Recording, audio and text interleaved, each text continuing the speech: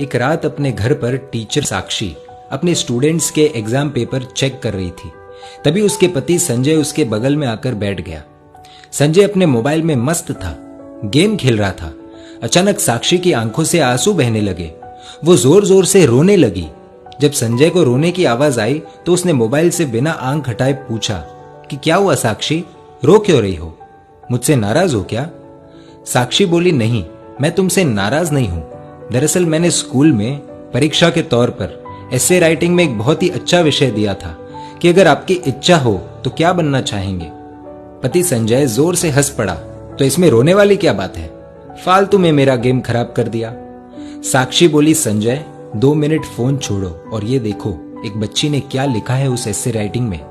तुम खुद पढ़कर रो पड़ोगे। संजय ने कहा, अरे मैं थका हुआ हूं, प्लीज तुम पढ़कर सुना दो।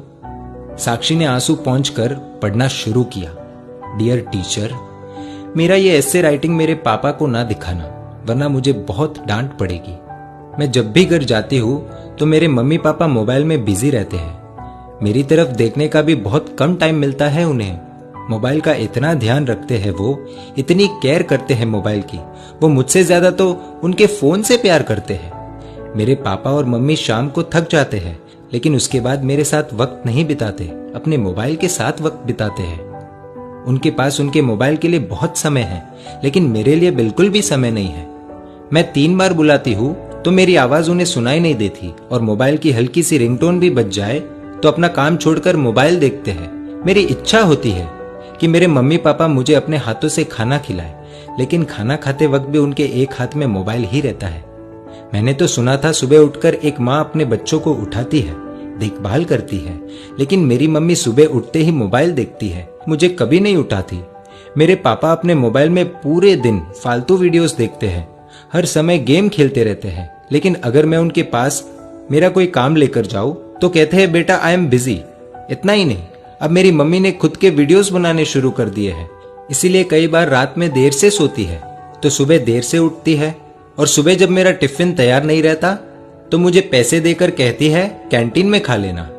मेरे टिफिन से भी ज्यादा जरूरी मम्मी को उनका स्मार्टफोन है। हाँ, डॉटर्स डे के दिन दोनों मेरे साथ फोटो लेते हैं, और वो मेरे लिए नहीं, अपने अपने स्टेटस में डालने के लिए, जिससे दुनिया को पता चले कि वो भी ट्रेंड के साथ चल रहे हैं। वीडियो कॉलिंग पर अपने दोस्तों के साथ 1-1 घंटे तक बातें करते हैं, लेकिन जब मैं कोई कहानी सुनाने कहूँ तो कहते हैं बेटा इंटरनेट पर सुन लो। वो दोनों ही मेरी आदतें बिगाड़ रहे हैं। फिर कल अगर मैं गलत रास्ते पर चली गई तो पूरी दुनिया मुझे गलत बताएगी। इसलिए मेरा हमेशा से सपना रहा है कि मैं भी एक स्मार्टफोन बन जाऊं। पूरे दिन अपने पापा के हाथों में रहूंगी, रात को सोते समय भी उनके आंखों के सामने रहूंगी, सोने के बाद भी उनका हाथ मुझ पर ही रहेगा।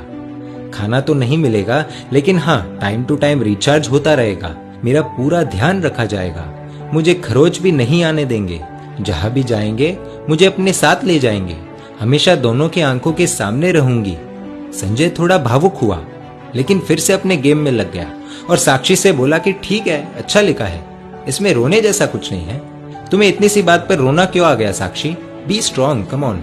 तो साक्षी ने कुछ ऐसा कह दिया कि खुद संजय भी अपने आप को संभाल नहीं पाया। साक्षी बोली कि संजय, ये ऐसे जिसने लिखा है वो अपनी ही बेटी है। दोनों के आंसू रुकने का नाम नहीं ले रहे। भागते हुए अपनी बेटी की बेडरूम में गए, देखा कि वो अपने मम्मी पापा की तस्वीर से लिपटकर सो रही है।